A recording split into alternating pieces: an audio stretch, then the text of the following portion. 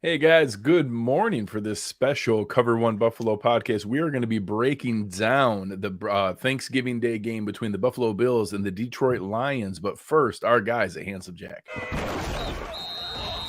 Broadcasting live to Bills Mafia Worldwide with Greg Tompsett and Aaron Quinn. Welcome to the NFL. Doesn't matter what's happened before today. Today's a brand new day. It's a brand new season. Your number one podcast for objective Buffalo Bills coverage. No matter where you are, we got you covered.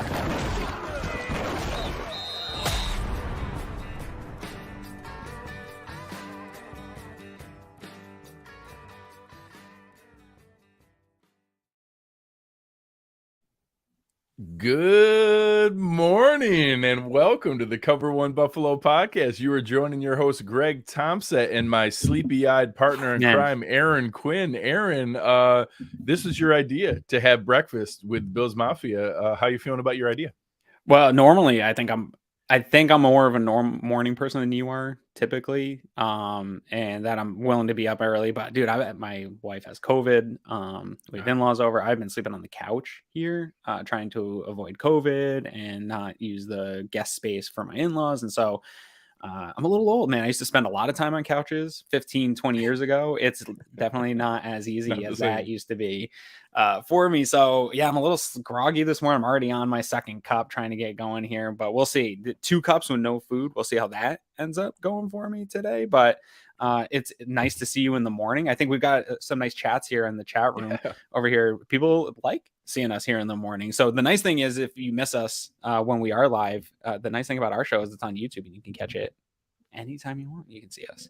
Yeah. So understatement of the century that you're a little bit more of a morning person than I am. Yeah. Almost every day I wake up and you and Eric are already like 3 conversations deep in well, Eric's got me. Yeah, dude. I love you, Eric, but every once in a while I'll see like a 5:30 Slack message and I'm not there yet. Even if I'm up, I'm not there. Yeah. So I'm excited, but yeah, a lot of guys in the chat here already. We got Chris Seth's out there, Per over there in Europe. Hey, how you doing? I'm glad we could be here for you. Eric, Nathan, and Tony, all kinds of guys in the chat. This is awesome. So today we are going to go through and do a couple different things. Obviously, we're going to talk about the matchup coming up here and break down some of the work that we've done previewing Lions and Bills, but we're also going to talk a little bit about some of the stories. Von Miller keeping some of the Odell Beckham Jr.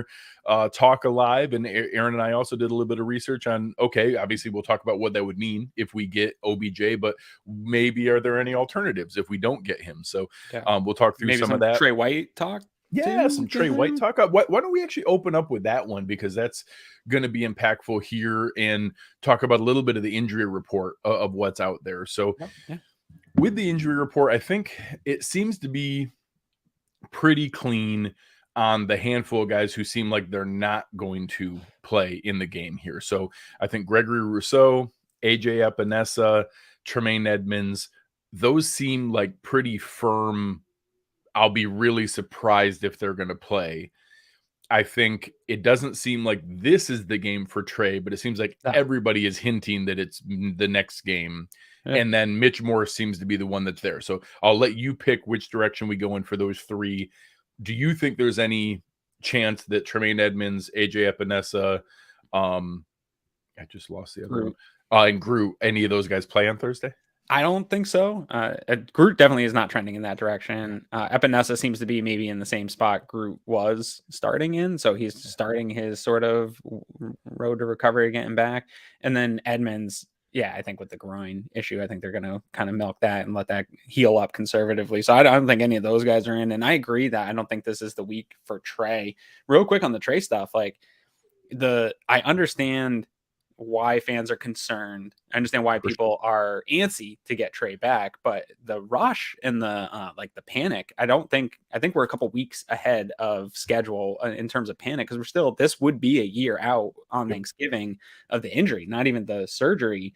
And so like, I get that other guys do recover sooner sometimes and that he is physically recovered in terms of medical clearance from the injury, but there is a real part of it that is a mental hurdle. And while it maybe is going a little bit longer than fans would like in terms of weeks, we're still in like a margin of error on the actual recovery here in terms of within that year, he's still within this time frame of a normal recovery for ACL. So don't let what other people have done, and that being something that people have been able to recover from, necessarily dictate what we should expect from Tre.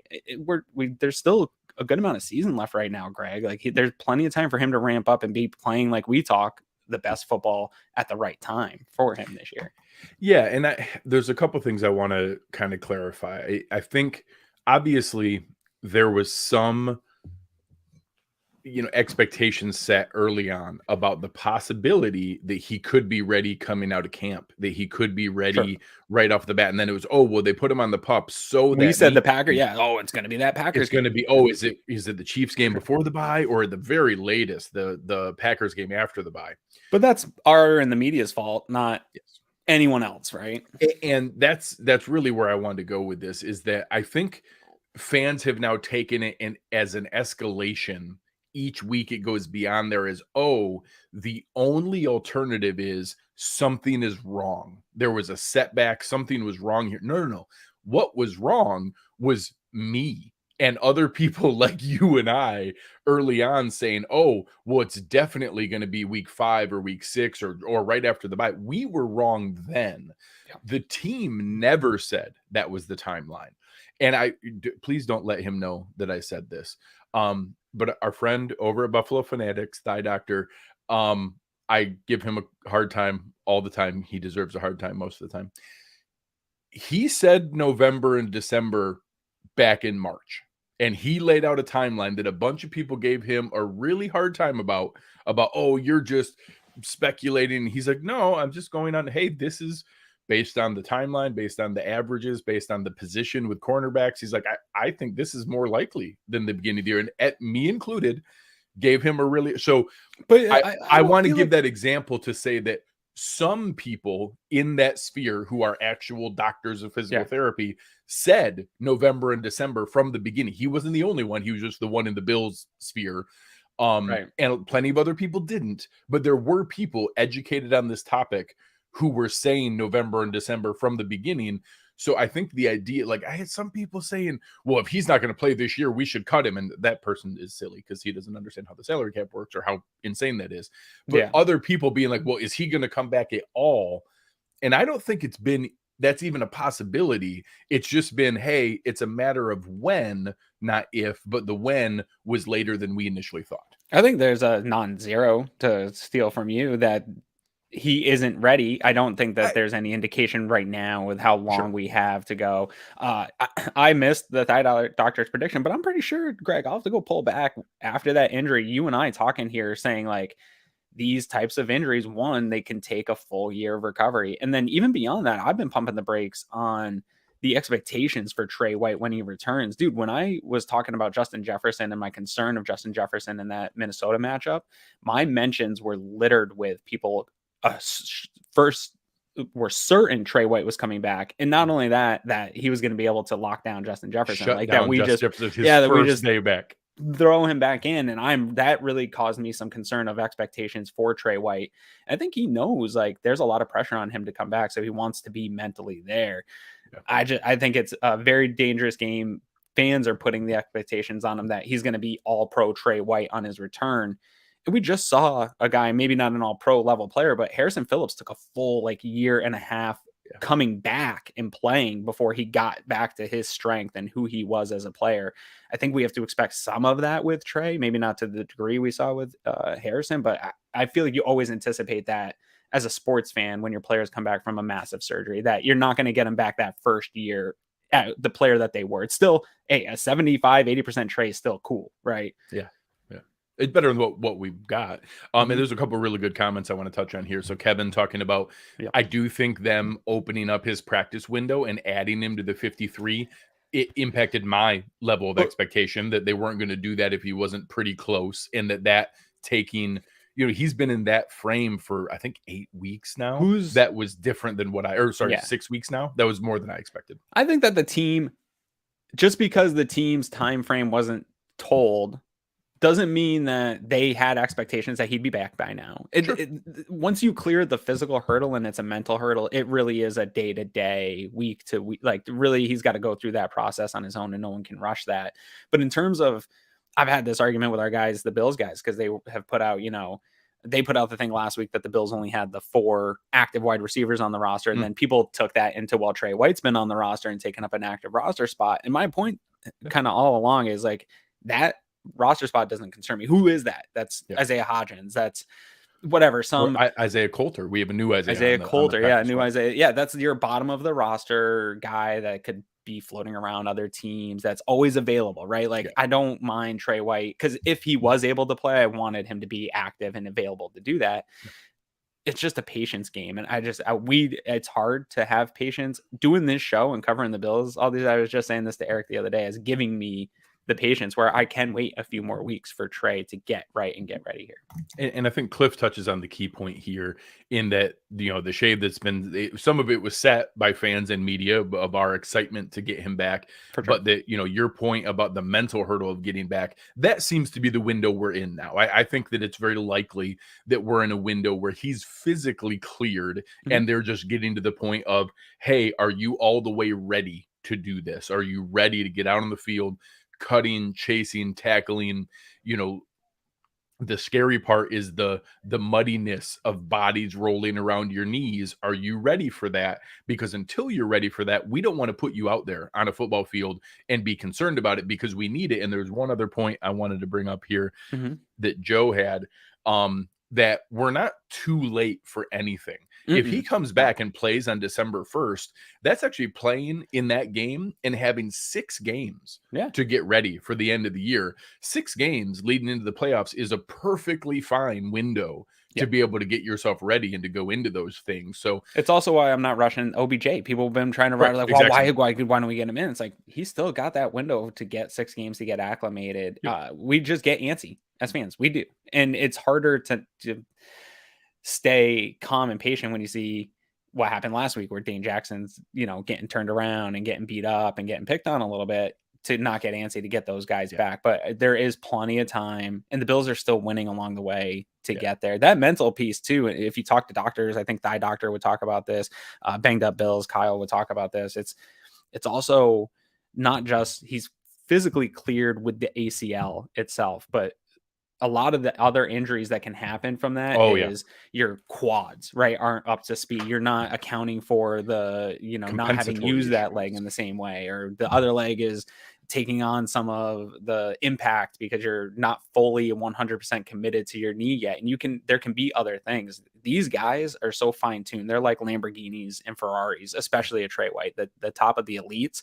He knows when he's out there running, he's got those bands around his waist. He knows if something's a little bit off with his calf, if something's a little bit off with his groin or whatever it is. And Von Miller has talked about that on Voncast, of just, you get to a point where you know your body so well that any little thing that's off, you can feel it. Whether it's, he talked about buffalo food. That's what he was comparing it to, where that buffalo food sits on you a little bit longer. And if he gains of 5 pounds, he can feel that on the field and the difference and where he can go. So we have to trust Tre White over everyone else, that he knows his body and the level of expectation that he puts on himself, that he wants to be out there at a level where he can play and put out the tape that he knows he can, and give the team the Tre White that is going to be impactful. Yeah. And I think, just to kind of wrap up this on Tre here, a couple other good comments, Cliff, that Chris Brown was a good example of some of the media folks setting. I got mad pressure at how he talked. Yeah. I thought that was unfair in the way that he approached it, but that is what we're talking about, is many people, and I'm including myself early on. I definitely thought he was going to be back by now, so I certainly helped set some of that expectation, but I thought Chris went a step or two too far in his comments. Won't be surprised if there is tension in one Bills drive about where he's at and where the decision is. That doesn't mean that there's a problem or anyone's mad at Tre. This is an organization that has a lot of pressure on it to succeed, that has flaws, and wants to get good players back. So I'm sure that there are people that feel the same way Chris Brown does. And I will guarantee you that Chris Brown was saying, there are people in that building who think he's ready. Yeah. But they're not him. So it doesn't matter. No one is going to know he's ready until he knows he's ready. Absolutely. But let's pivot back to the injury report itself, just on a couple of the other players that are floating out there, and then we'll move on to our next topic. How much here. do we miss Tremaine right now? So God, I hope people realize what that impacted and showing you don't know what you got till it's gone. Yeah, I think I've talked a lot online, especially in some of the threads that Eric did on Tremaine's role, and talking about that, hey, we ask him to do a ton. And, honestly, he probably can only do about 95% of what we ask him. And we spend all our time and energy on that 5% that he's not quite perfect on. Well, it certainly helps when all of a sudden we see somebody who can only do about 50% of that job. And now we really appreciate that other 45% an awful lot more when we see a Terrell Dodson asked to do what we asked Tremaine Edmonds to do. Be like, oh man, that really is a huge drop off. It really shows a lot of what his capabilities are. Yeah. And that 5%, like, I actually think Dotson did pretty well in the 5%. People complain about Tremaine Edmonds, but I think that to me shows how much does the stuff that we complain about actually matter when you have the other players, when you have a Taron Johnson, when you have a Matt Milano that can do some of the things that people are pissed about. Tremaine doesn't do, but Tremaine does things that other guys in the NFL can't do at his position, like guard a tight end 25 yards downfield and get a deflection. Like, it's such a hard conversation to have about this player, but I do think the absence is showing some of what we're missing. But then you see Dotson being able to fill those lanes, and it's like, cool, what do you get out of it? Like, you still miss all these other great things about Tremaine. I'll even give Terrell Dotson is probably like 95% of the run defender that Tremaine Edmonds is. He maybe even equal. He might be an equal run defender as Tremaine Edmonds, but he's like 3 tiers lower in pass coverage than what Tremaine Edmonds is, because Tremaine Edmonds is an incredibly good pass defender. And I know we make fun of PFF grades all the time. I'm not using this as logic, but just as a frame of reference, compared to all the other ones they look at, compared to all the other things that are there, Tremaine Edmonds has a better pass coverage grade this year than Matt Milano. It's number 1 in the NFL. It's correct. He's the number 1 pass coverage linebacker in the NFL, and Matt Milano's having an awesome season, and they have him graded higher. So all the time I try to hedge and say, hey, PFF grades are imperfect, but are directionally accurate. When somebody's graded really high, they probably are having a really good season. It's accurate. Tremaine Edmonds' coverage season is really good.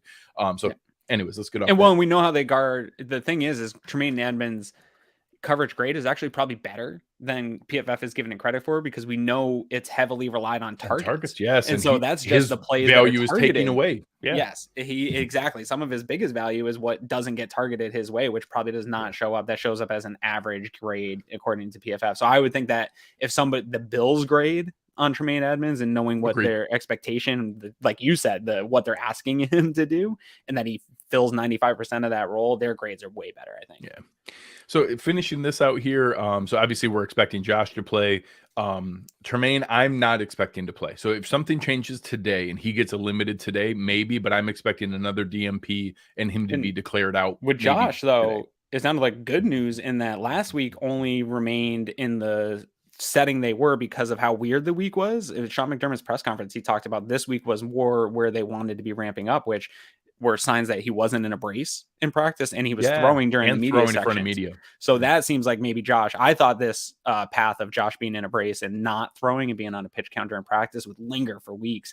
And that actually seems totally untrue. And it looks like maybe he's getting back to a more normal practice schedule, which would be fantastic. I'm really excited for him to get the mini bye in the 10 days between the Patriots and the Jets game to just kind of cool it. And I heard about him like shoveling and thinking of that elbow and knowing like I got my sprained thumb and it hurt shoveling. I was like, no, don't Josh, don't do it. So same thing, AJ Epinesa. I'm not expecting him either. I think this is an easy one where we lean on the depth that Brandon Beane has built. We have Boogie Basham and Shaq Lawson. Almost no other team has that many guys where you can lose your second and third defensive end. And I'm still frustrated with AJ Epinesa. He needs Boogie Basham and Shaq Lawson level guy as your fourth and fifth. And yeah, Epinesa has had flashes, but inconsistent.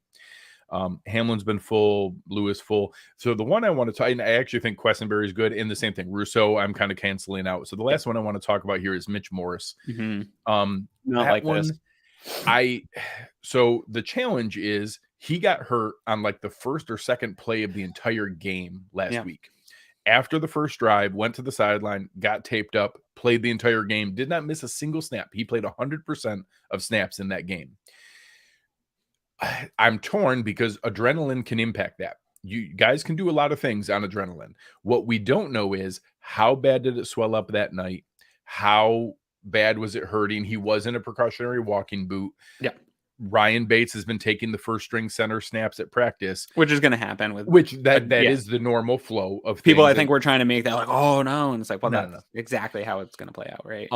So I will say, I think resting on Monday and Tuesday, I don't think he would get a third like full DNP no participation and start tomorrow. No. I think that it would have to at least be limited today, move around a little bit, a couple snaps, non-contact jersey.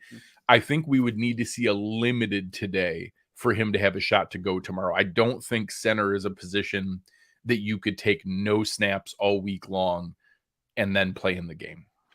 No, and I think this is one they're probably going to lean conservative with. My uneducated guess is exactly what you said, Greg. Is they got him off the field, taped it up immediately to reduce the swelling, and keep it stable during the game. He was able to, with adrenaline and that, probably plow through it. Not great. You saw him in the walking boot. I'm guessing that thing swelled right up on him here, and that's why you're not seeing him in practice. I would let that swelling come down, honestly. Like, you want to win every game, and there's opportunities here ahead of you that you want to make sure that you keep up on. And Mitch Morse is a big part of this offense. I don't think the line's playing well, but God, I don't want to see it without Mitch Morse. And so I'm torn here, right? Because you want to get this win, and he's going to be a big part of that, especially keeping that run game chugging. You saw some success in the run game. I'd like to continue to build on that with that confidence, with that offensive line, and get them going. But at the same time, you got this stretch of AFC East games that's so much more important than anything that's ahead of us here this week. I want this game. I want them to come out and dominate the Lions like they should. But if there's a game right now on the schedule that's left, it's this and that Bears game that I just don't care about the results. I care about the health of these players for these more impactful games coming up here ahead on the schedule. And Cliff's point is the key one here. I will say, I expect Mitch Morse to play. I expect a limited today. I expect him to play tomorrow. If he doesn't, I'm not like, the sky is falling, that, oh my gosh, how long is he going to be out? I will wager money that if he misses this game, that he plays next Thursday against New England, because that's what you do it for. Correct. You sit him here so that he could play against New England next week. So I don't expect there to be non-zero chance. Of course, there's a risk, but I don't think there's any realistic risk where Mitch Morse is going to miss an extended period of time. But the way that could happen is you push him in this game, and then all of a sudden somebody steps on his ankle, somebody rolls on it, it gets worse, and then we do miss it. So that's one of the factors they would take into account of, hey, maybe this is the game we let him sit, especially against a team, and this probably can take us into talking about this matchup, that's a bit toothless in their interior defensive line and the guys they're going to go against. So I know, obviously, with the short turnaround here in your household, we didn't probably do the normal 3 or 4 games worth of preview work, but I was able to get a couple in and was able to review a few things. So as we go against it here and you start looking at this matchup of what's there, man, it is not pretty on the defensive side of the ball. There's some things on offense. When we get to offense, there's a couple of things that I'm interested in, but this defense is rough. It's this overall matchup, and when we'll talk about all the statistics later, like we normally do. Just the last 3 weeks feel almost cookie cutter, sort of similar teams where you have like, okay, they could do some stuff on offense. They got some guys that can hang in a game and make some plays for you, but man, you look on the defensive side of the ball, and it's even when the Bills are struggling with red zone offense still and some of the short yardage stuff, you look at this defense as a not necessarily, hey, we're going to go in and show the team we are, but get right, build up confidence type of game. And I see it all over this defense too. I was able to watch a couple games over the day yesterday, and it's hard to not drool a little bit when you're watching this defense to see the opportunities. Now, Lions are scoring points, and they find ways to get some turnovers in some of these games and stuff like that. But they're are aggressive, which is smart. When you're a bad defense, you want to be aggressive and introduce variance because you're going to give up a score either way. So a big play score or a 12-play drive doesn't make any difference. You might as well introduce some variance and go for a turnover. But to your point, if there's a week similar to last week where maybe you can be a little bit dinged up or lower the floor of that interior offensive line a little bit, it's going to be these last couple of weeks here. Yeah. So it's, I want to give credit. They are in a 3-game winning streak. That's not nothing. They won 3 games, and that Giants game was weird though. I was watching that and it felt like, wait, how is it like 24-6? Yeah. Like where did this game go? Yeah. They had a shootout with the Bears. They beat the Packers, who are, pretty toothless right now. And then they beat the Giants, which they've been playing well, but it was also pretty fluky I think the Giants, the way they were playing some This turnovers. is the time of year where some of those early teams that jumped out to success, reality starts to set in of who you really are. Maybe. Yeah. They beat the Lions they beat the Giants, but they had a 3-0 turnover differential. They had a fumble and 2 interceptions. That Isaiah Hodgins fumble was killer for the Giants. They were driving. That was about to be a 1-score game. You can't. Yeah. And, they got outgained by almost 100 yards by the Giants, who are not some juggernaut offense. Getting outgained by the Giants by 100 yards is a better indicator of where that game was. So, on the defensive side of the ball, for anybody, I'm a over the moon fan of Hard Knocks. I love the Hard Knocks series every summer. I get totally bought in on like the last guy getting cut and those fun stories of everything there. This was a great year because guys like Jamal Williams are awesome characters and fun guys to read into. And I will say the one piece on defense that has been kind of legit is Malcolm Rodriguez, like that the the guy that went from a late round draft pick to becoming an actual starter and has been a guy who's playing like a ton of snaps for them. He's been a fun story. Aiden Hutchinson, obviously number 2 overall pick, has been your Michigan guy. I think he's been okay. He had a couple, like 1 or 2 dominant games, and then a couple, he might be hitting the rookie wall a little bit. That happens against grown men, NFL linemen. I think if you're a Lions fan, though, he's shown enough of the flashes. He's not a bust. This athleticism's real. Like this type of talent's real. And I think it's similar a little bit. Myles Garrett obviously is ahead in his career of being able to dominate without it. But I feel bad that there's nothing there really with him to help draw some of that attention, because I think if he was on a line like the Bills or something like that, you'd see maybe more success in the rookie year for him. You mean guys opposite him like John Kaminsky and Austin Bryant and Josh Pascal? That's not scaring other teams? That is, I don't think is keeping Aaron Cromer from sleepless nights this week. We'll see. I've been wrong a lot this year. So. Hey, we'll add it to the list. So again, Hutchinson's been out there. Actually, veteran linebacker Alex Anzalone is actually pretty solid and having a good season. Right. And then, I think Jeff Okudah is actually bringing himself back from, I think a lot of people thought he was a bust and that initially it looked really rough. And this year, I actually think he's putting together some decent tape. And he's a big physical presence who can go for jump balls and be there and is decent in man. He doesn't seem to consistently have the vision and read and reactability needed in zone. So I'm curious what they do with him, if they're going to try for that variance of blitz the Bills a lot, try to put Okudah on Diggs and man and just see, hey, can you be there to take away some of those last minute reads on things? So we'll see where that goes. But, this defense, there are not a lot of bright spots. There are not a lot of things. Any other thoughts on that side of the ball before we flip over? I think that's where their game so far have really been won and lost. Outside of that, we'll get to Jared Goff. I think that's a big part of this team's inability to put together some wins too. But I do think they're putting up enough points to win. But that defense right now is 32nd in the league in points per game. Even though over this last 3-game stretch, they've tightened it up a little bit, especially that Giants game kind of skews some of their more recent numbers. Get in the turnovers, in the turnovers, but giving up 28 points a game in today's NFL is not a recipe to win a lot of games. You're going to be a 4-win team doing even that. With the early win against Washington, they opened the season giving up 35, 27, 28, 48, 29, 24, 31 in those all those first 7 games. Then holding the Packers to 9 is definitely an anomaly. Then they gave up 30 to the Bears, even though they beat them. And then last week, they gave up 425 yards and 18 points, but the 3 turnovers kept the Giants from scoring. So it's one of those games where unless the Lions get turnovers, they're giving up 24 to 30 points. Like, it's just going to happen every single week.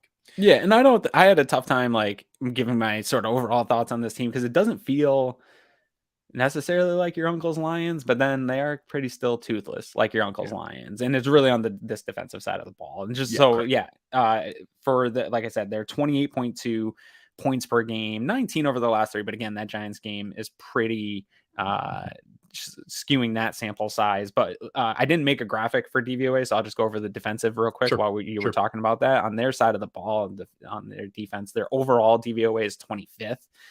Their pass DVOA is 23rd, and their run defense is 27th. So again, this is really how this has been lining up for the Bills week in and week out, right? They're playing teams with a top 10-ish offense and then just a bottom 5 defense here the last few weeks. And even PFF confirms that on defense, they have the Lions as 30th overall. But the interesting thing is their strength of schedule, the Lions, because they're a top 10 team by most measures and stuff like that overall. Their strength of schedule right now is 8th. That's why you see all these close games that they've been in against good offenses where this defense just can't keep up. But it doesn't get any better for them this week because the Bills' offense is 6th overall DVOA still, even though they were a little bit clunky in that first half of the game last week. They still stayed at 6th. Weighted, they're 5th overall, so they're top 5 weighted. Offensive pass is 3rd in the NFL, even though we're still frustrated with over this 12 quarters that Josh didn't look good. The Bills still maintained against their peers a top 3 passing attack in the NFL. So even though we have questions about slot, and we'll talk about some of the issues with depth of wide receiver finishing, it's still good, very good. And I think we need to keep that in mind. And this run game slowly, a couple of weeks ago, Greg, for the Bills offense, we were talking about this as like a 28th, 25th. And slowly here, they've creeped up. They're now 19th run offense in the NFL. And I think this week against this defense, I think you'll see that DVOA maybe creep into the top teens here, 15th overall in the NFL. I think they're going to have a good week here and boost that DVOA on the run side here when we're talking about the defense. But anything else on the defense before? No, I think that, this is a game you should look good. We should see similar against the Browns. We should see 7 straight scoring drives. I hope that it's not as many field goals and less touchdowns. I hope we can get a few more in the end zone. But this is the kind of game where Sam Martin should punt 1 or 2 times. That's it. They should not be. There should not be 3 and outs. There should not be, situations where they're pulling us from that kind of situation. We should be putting points up on the board and hopefully play clean. It's 7s and not 3s. Yeah, play clean. Don't shoot yourself in the foot. That's really been the message here over the last couple of weeks. Let's go over to this offensive side of the ball because actually, dude, I'm getting lucky this year. I don't know. I did not look ahead on the schedule. You know me. I'm not a Sean McDermott preparer, so I wasn't able to plot myself in getting some of these better matchups, but this is the matchup of the game, in my opinion. If you're going to have a fun Thanksgiving game, it's going to be here. First of all, we'll start with Jared Goff because that's sort of, I think, the deficiency of this team and what makes this team toothless is he is just not that guy. People have enough film on him where they can take away large chunks of the field away from the Lions because of the throws he can't make and the throws that he's really unwilling to make.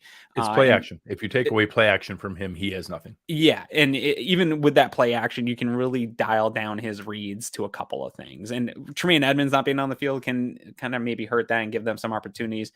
But Jared Goff is the deficiency of this offense. He's playing some of the worst football in terms of EPA, in terms of, PFF grades, PFF advanced statistics on quarterbacks. He's below starter level. I think he's like 38th in a lot of these things. It's just not a good situation.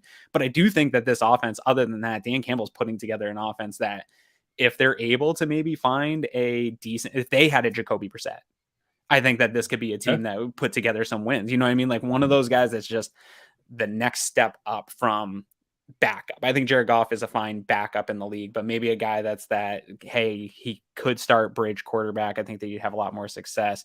This 3-headed beast that they have in the running back room with Jamal Williams, DeAndre Swift, and we love Justin Jackson in the free agent process. Our targets, And these guys all show up a ton behind a decent offensive line here. I think it's better than decent.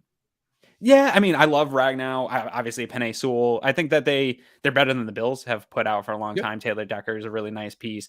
I I don't know much about the interior outside of Ragnow. Jonah Jackson and Evan Brown aren't big names, but they're, when you're in between Sewell and Ragnow and Decker, they do their jobs well and don't give up anything in between. I think that people gave the Lions a lot of crap for getting Sewell and not getting in on Chase, right? Wasn't that the pick that they didn't go for Chase and they went for Sewell? And people gave him a lot of crap. But like, we see, it's not going to matter for Jared Goff. You don't draft Penny Sewell for Jared Goff, but when they do find a quarterback, whether it's a bridge type guy or if they go all in and try to get a guy here to be their guy, having this offensive line attack is going to be huge. And they have great stuff at the wide receiver room too. Like I love this skill set weapons that they have. You didn't need a Chase. You've got all the things in place here to have a very balanced offense, an offense that can create explosive plays, whether through the run game or through the pass game. It really comes down to Jared Goff not being able to orchestrate this offense enough. But Amon-Ra St. Brown, dude, like you're a fantasy guy, explosive play waiting to happen at any moment. Really, I don't know if he's like a true number one alpha receiver, but he is a matchup nightmare where if they were able to get a more true alpha, like he's the real number two that like Bills Mafia would be seeking, right? He's a real legit threat in this. I think there's an argument he's the best slot receiver in the NFL. Yeah. And I don't know that can be your like guy. Focal point of a successful offense. When he is, it's in their catch-up mode, garbage time, 2-minute drill where he has the 14 catches for 140 yards. Is because if you had a Tom Brady, I think he could operate. Oh, he could be doing what Chris Godwin's doing. Absolutely. Yeah, I think he could be more of that, but they just don't have that right now. I've always been a big fan of DJ Chark. I don't know. He hasn't really produced I think he was brought back and is eligible for this game. I don't know if he's going to play, but they reactivated him. Yeah, but I'm talking like your long term. I love Jameson Williams. He was my number one receiver in the draft. Yeah. That is a game changer. Again, with this offensive line, the reason they may not need Jamar Chase is Amon-Ra St. Brown with Jameson Williams as your number one. You now are threatening defenses because he is Jalen Waddle, Tyreek Hill fast. He is fastest player in the NFL fast. Again, that injury, we're assuming that he comes back and he's the player that we saw. If you get that type of player in this offense with a real quarterback, like I can see some. That's why I'm saying it's not your uncle's Lions anymore. I think they're building. This is a key point from Josh here too. I did see that and I forgot about it when we were talking this morning. They haven't practiced where I was talking about that. Evan Brown and Jonah Jackson are good players, but when you now drop off that they were already not the strongest part of that offensive line, and both of them might miss the game, so you might have two backup guards between those three guys. Now you're talking about, is this a game Ed Oliver, Jordan Phillips, Daquan Jones could take over?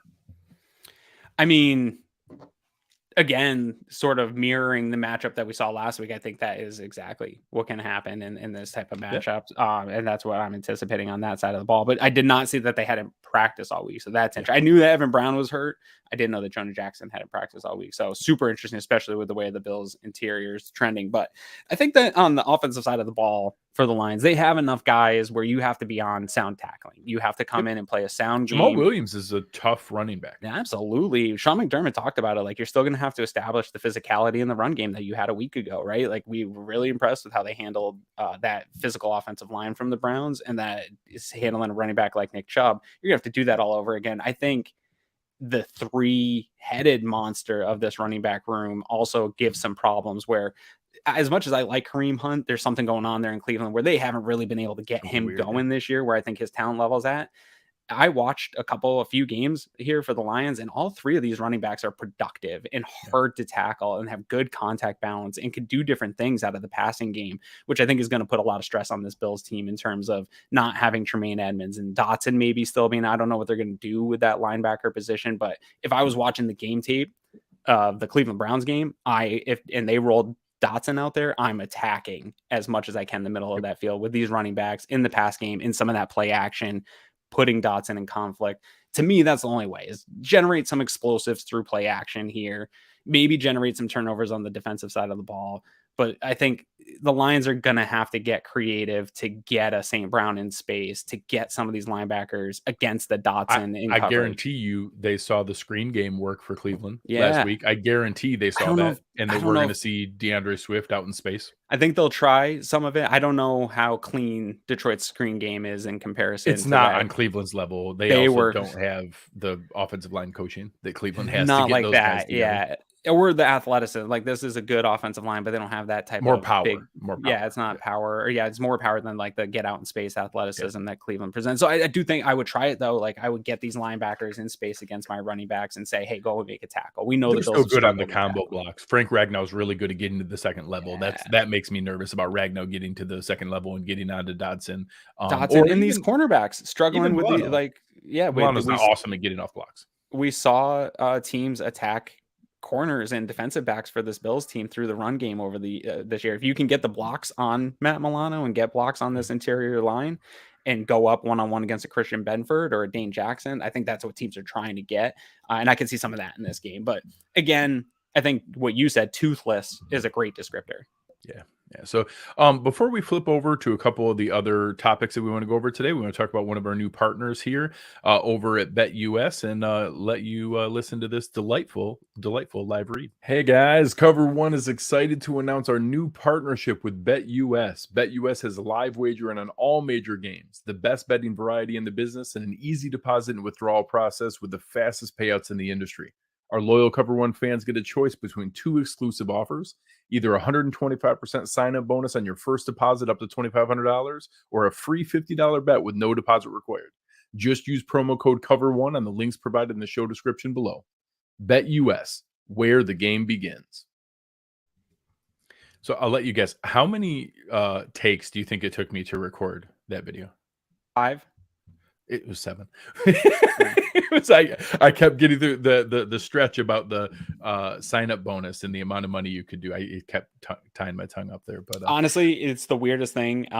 This has nothing to do with the matchup show here. We do this show every single week, go live sometimes without all that much conversation back and forth. Like, we have we know what we're supposed to be talking about, and we just go live and we'll go for an hour. And there's not a ton of mistakes. We make some mistakes on names and we hiccup every once in a while, but if I have to sit and pre-record something or do a TikTok, I swear to God, I was doing a TikTok the other day and it was like an hour and a half to get like a 3-minute video of just continuing. There's something in my brain that unless I'm just live, just chatting, I cannot do pre-recorded stuff. So 5 is low for me. I would have been sitting there for an hour and a half trying to read. Yeah.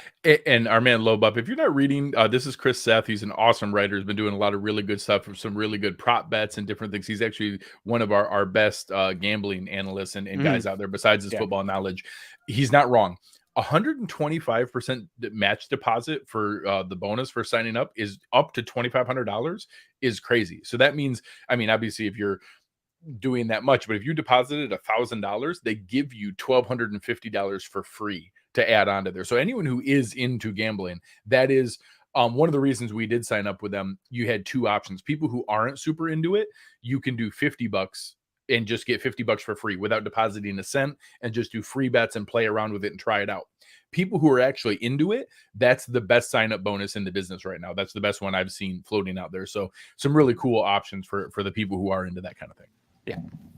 So next, let's get into the pieces here. As the people have been asking, I think 5 different people in the chat have been asking our thoughts. The last one I saw was here, Les. Any update on OBJ? Do you guys think he's a good fit? I think you and I have been talking for a while here. Of course, he's a good fit. I think the last couple of weeks, the struggles of Isaiah McKenzie, and I won't say struggles, but the inconsistency of Gabe Davis, plus the injury of Jamison Crowder, I think it's really emphasized.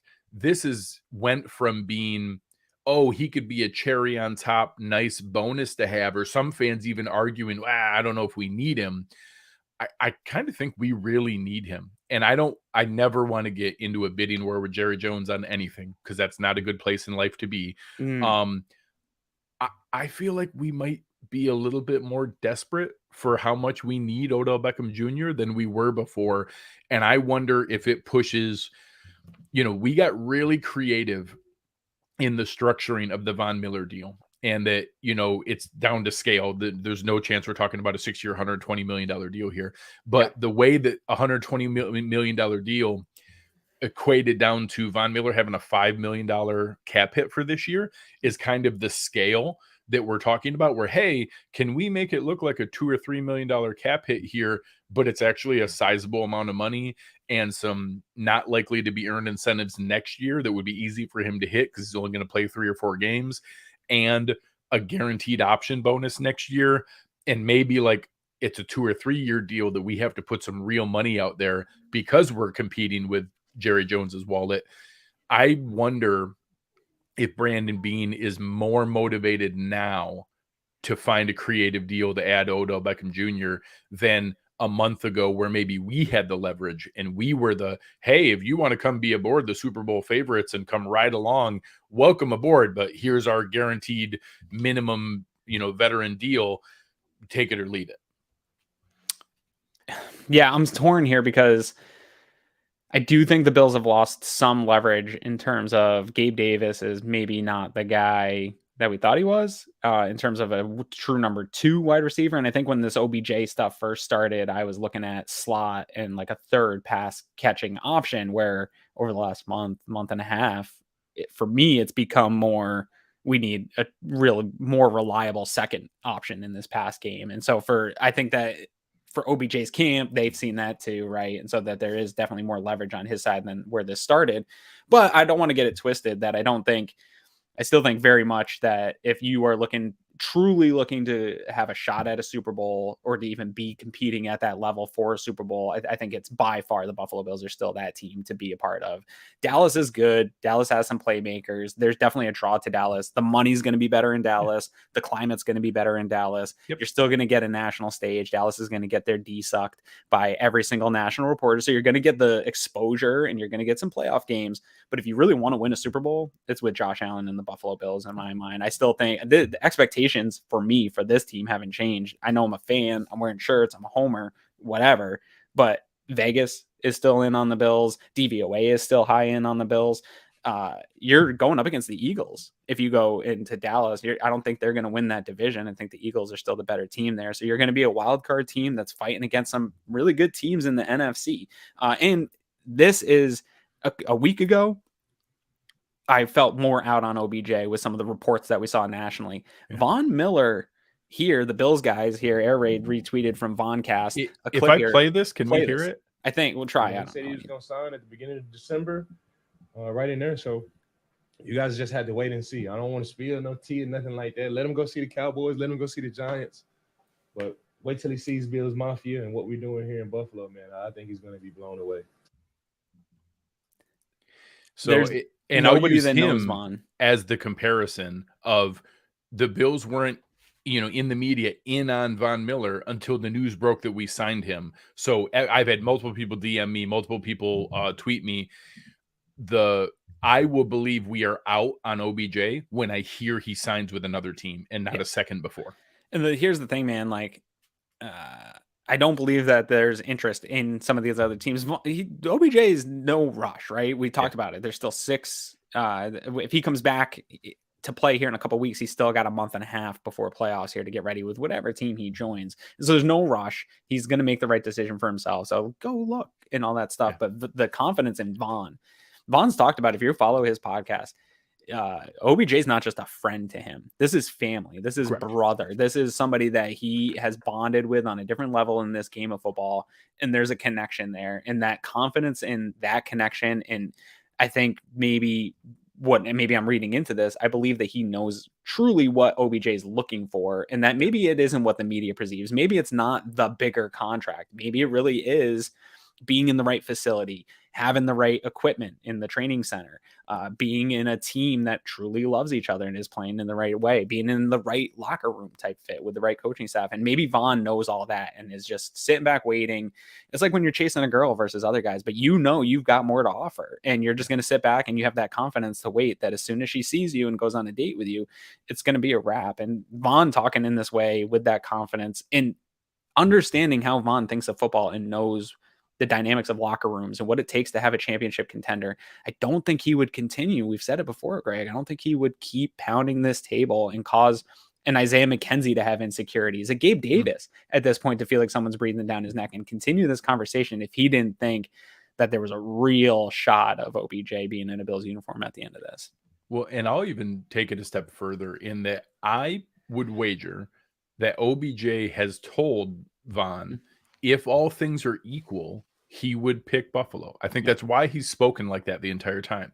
The factor that comes into play is, and the reason Von has hedged a little bit from earlier on saying it was a guarantee, it was a wrap, it was a lock that he was going to Buffalo. And now it's, hey, I think, Raleigh here and plenty of other people, I think it's perfectly fine to see Dallas as the favorite and to see that it's 60-40, that On Dallas paper. is more likely to go there. Because the factor that comes into play is, one, Jerry Jones will splurge and irresponsibly spend more than Brandon Beane and Terry Pegula are, and they also have more cap space. So not only is he more reckless, he actually has more to work with to be able to do that. So if Jerry Jones wants this, he can literally outspend the Bills. They have more options to give more guaranteed money, more upfront money, more money in his pocket now than even the most I can create some pretty creative structures.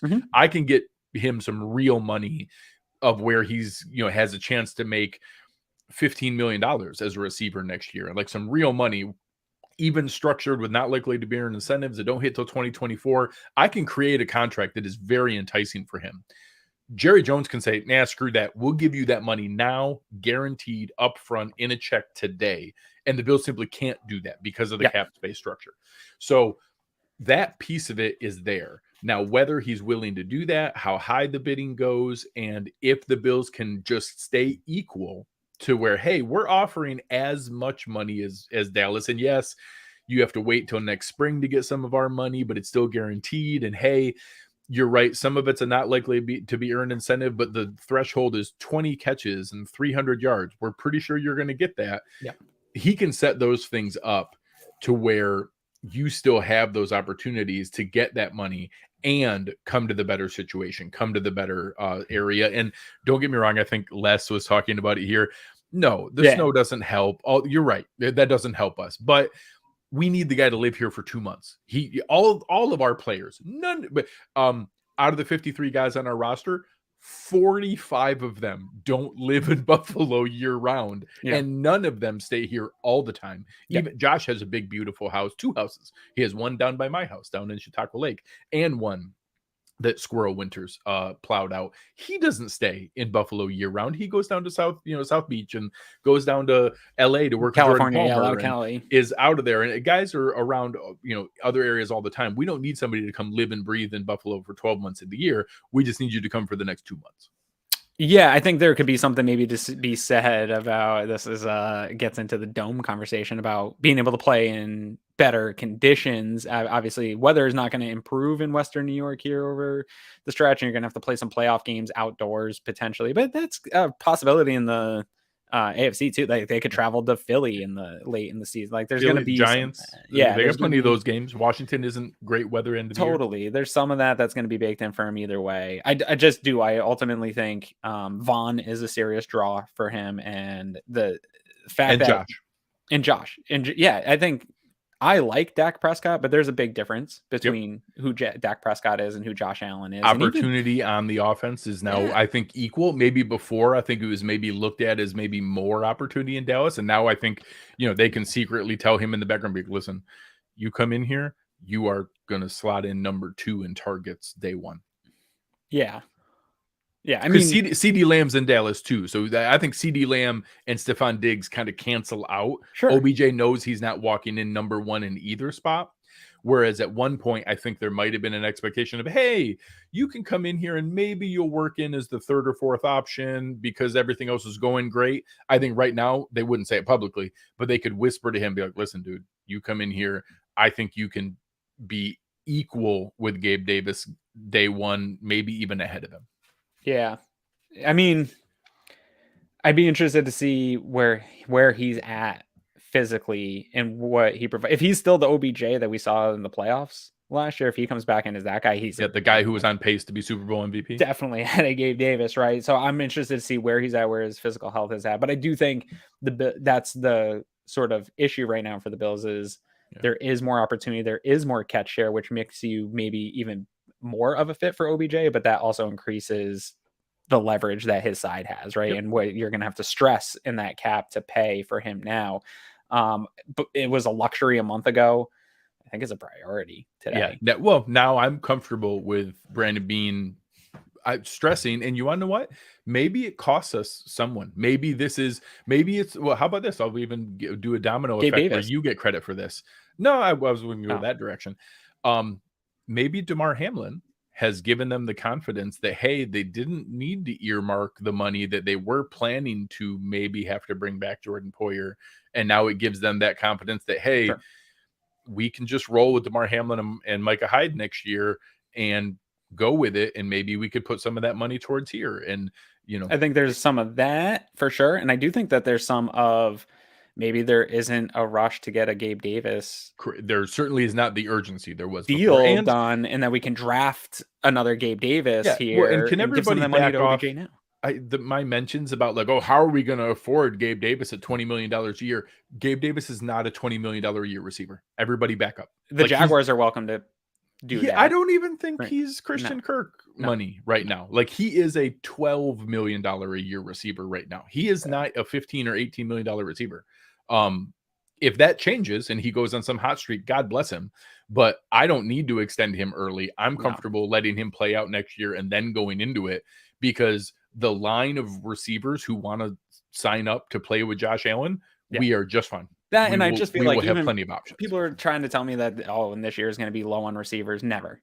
Not ever. You're going to be able to find some guys that give you the type of production. So yeah, I think I agree with you. I think DeMar maybe has opened up some future ability for them, but and this is a good reminder of where, we get so far ahead of some of these contracts to let some of this play out. That Gabe Davis sense of urgency, like, oh my God, how are we gonna be able to afford to keep him and Diggs? And now 4 months later, we're kind of like, glad we didn't react to that in the moment, right? Yeah. Well, heck, I've had some people ask me, can we afford to keep Ed Oliver next year? Ed Oliver's already under contract next year. It's a 5th-year option. He's already here. We don't have to worry about him. The only people we have to worry about are Jordan Poyer, Tremaine Edmonds, Devin Singletary, like the guys like that. So we got plenty of time to figure that out. So let's now, first, Steve has some great advice for everyone. Stop what you're doing right now. If you like the Bills, like this show. That's how it works. Take a minute right now. We'll pause. Okay, thank you. So go out there, press that like button, be able to help us out. It really means a lot. Now let's have a little bit less fun discussion. If we don't get OBJ, let's say Jerry Jones opens up the purse strings and just throws a ridiculous amount of money at Odell Beckham Jr. Right. Aaron and I have scoured through the 179 free agent wide receivers listed on SpotTrack's available free agent wide receiver list. Let's limit ourselves here. Let's pick out 3 or 4 each of some names that we think there's at least a possibility that they could contribute to an NFL team this year. I'll let you take the first pick. So this is one of those things like we kind of planned for to talk about, and we were having this conversation offline. We're like, well, let's have this conversation online instead. Let's hold off. So yeah, we're looking through here. I think, obviously some names that are going to come up from the fan base. Cole Beasley. I think that's done. I think that door is. So I will say that came up before I had that thought.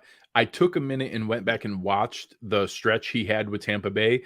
There's a reason Tampa Bay let him go. Unfortunately, Cole, the game has passed him by. He just, the value he had was his lightning quick cuts in and out of breaks where he could set up corners and be able to accelerate and explode out of those cuts where you didn't know what direction he was going. And with a guy like him who never had blazing straight line speed, when you lose that quick twitch step, you lose your value. And sadly, Cole has lost that step. I didn't get to watch him there. Even if he hasn't lost the step, I think that there's just enough. He also said mean things about Buffalo. So He said mean things about Buffalo during the Kyrie stuff. He came back to his Twitter stuff. I think that that's just too much for the Bills organization to take on, and especially that he's not the player necessarily that's going to be the difference, right? I think you can absorb some personality things that are different or things like that if you are going to be a difference maker. He's just not there right to now. WD's point here, we already got the best years of Cole Beasley's career in Buffalo. Yeah, but I do think that you're looking at guys that maybe aren't necessarily going to come in. Obviously, there's some street free agents, right? So back to this list here. I just had. I'll say, using Cole Beasley as one. I think you brought up that Adam Humphries was a guy that they also kind of tried in that role in Tampa Bay. If he doesn't He's only 28. If they didn't bring him back, is that an indicator? He's a name that stuck out. D.D. Westbrook is kind of that same role that he played a little bit of that in Minnesota. Just looking at a slot guy or bringing back Tavon Austin, I don't think any of those guys move the needle for anything. I don't think Tavon Austin still cracks this active roster. Maybe the active roster just because Tanner Gentry just cracked. He wouldn't leapfrog Khalil Shakir or anything. Yeah, I don't think that you're going to get this guy that gets touches. And again, this is really a conversation back to the Bills guys and I were going back and forth a little bit last week of concern about not having 5 active wide receivers. And it's like, we're talking about Tanner Gentry's here, right? Like, and this list isn't going to be great, much better than that. I think a name that would interest me here, Will Fuller, is a weird one because you've seen the success at the NFL level. When I wish I understood why he hasn't signed. I wish I understood why he's still out there. I don't know.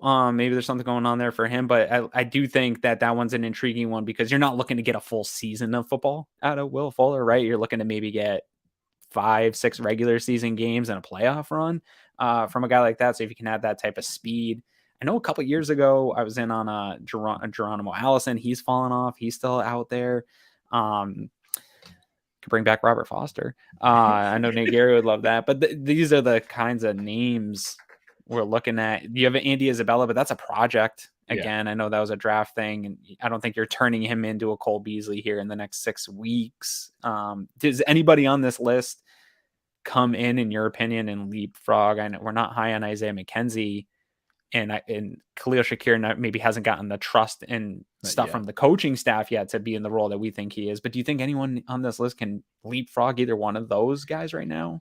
I think there's a couple guys who had some discussions in camp and were in kind of that, hey, I'm keeping myself in shape just in case, and then didn't get the offer they wanted. And I think you at least pick up the phone and check, hey, Emmanuel Sanders, are you sure you're still retired? Do you maybe want to check it out? The same thing, a phone call to T.Y. Hilton. I was going to say T.Y. Hilton's one. Like they both were in camp. They both were, or not, I take that back. They both were talking through camp. Right. Will Fuller's the same thing. This is the same discussion. Technically, all 3 of these guys are retired per se. But you pick up the phone, you check the same way Deshaun Jackson was kind of kicking around that Baltimore brought him in. I think those are the kind of guys that you kind of at least pick up the phone and say, hey, we've seen Danny Amendola sign with teams at the end of a couple seasons here and was keeping himself in shape.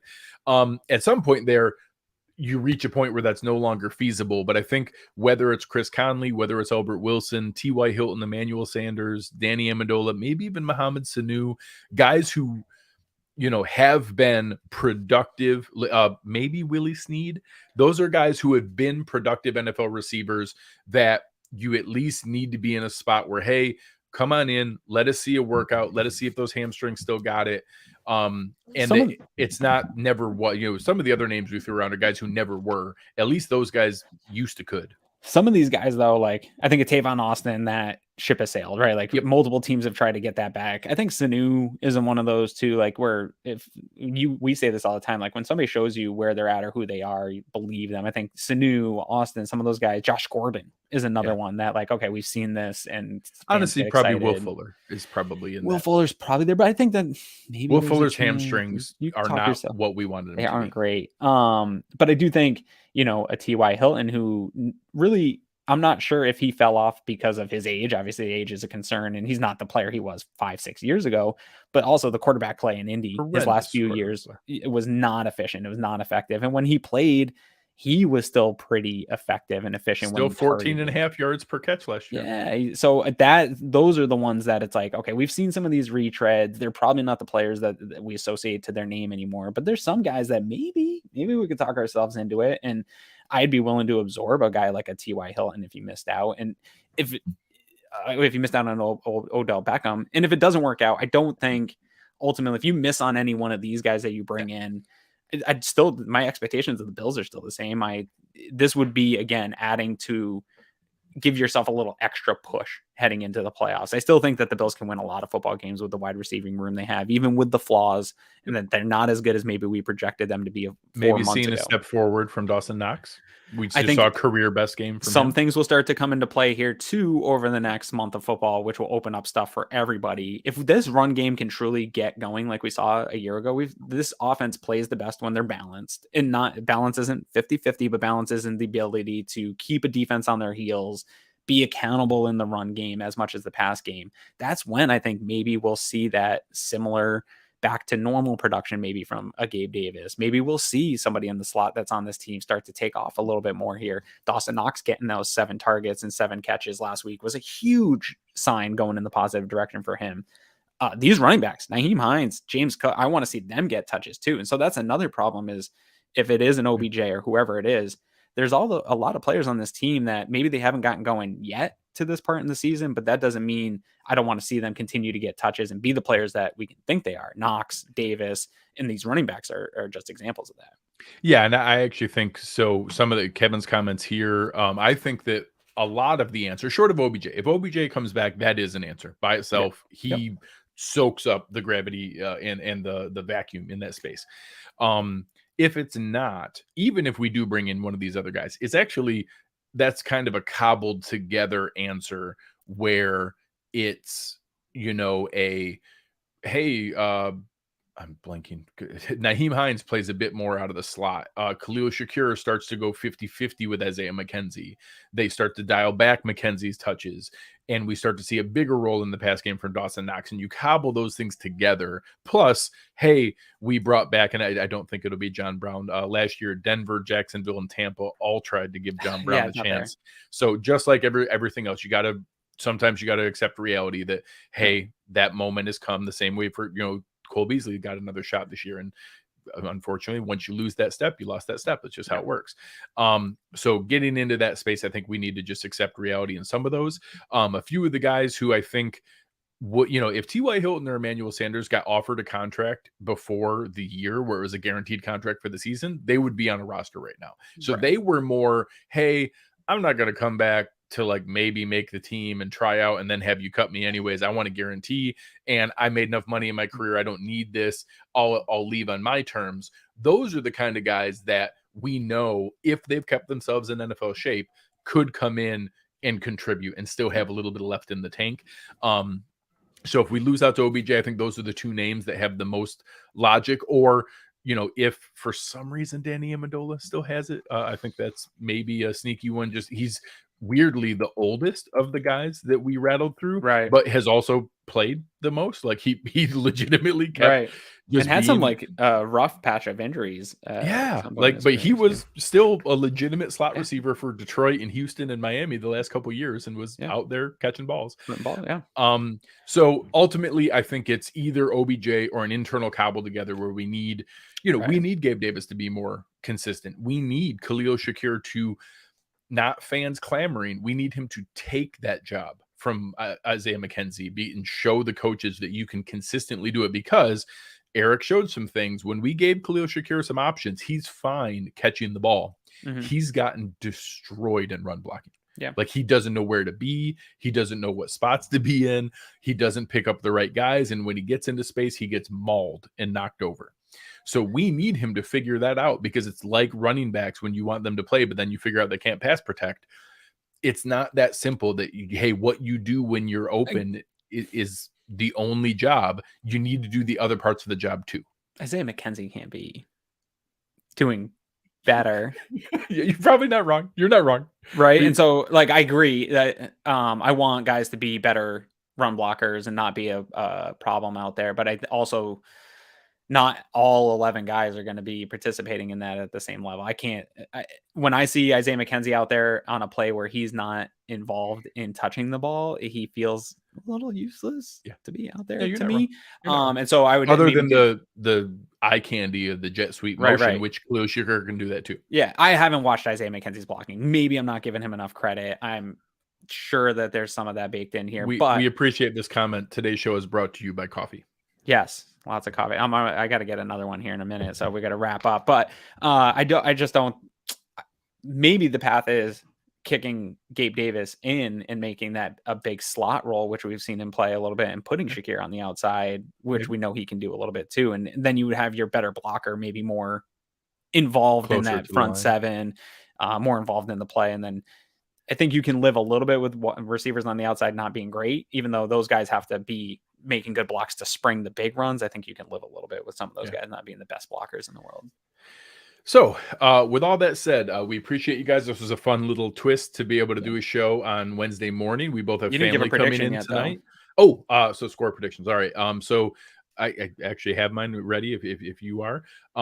So our score predictions for today, I do think that we're going to see a fair amount of scoring. And last week I did predict a big Tyler Bass game and more field goals than what we were comfortable with. I was not planning to be as right as what I was. It wasn't very fun to be right about. I think this week we start to see a little bit more shift in the red zone, a little bit more shift in conversion. I think we start to get right and get some of those things figured out. I think that starts to flip back the other direction. And I also think that Detroit struggles to stop us or slow us down. I also think that Detroit's offense is okay and is going to put up probably a couple more scores than what we're going to be happy about. Amon-Ra St. Brown is still that guy.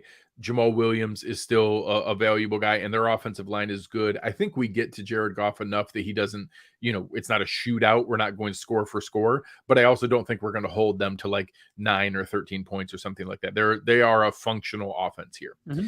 I've got it 37-23. I think this game goes over. I think it's a fun game. I think we see a fair amount of scores back and forth.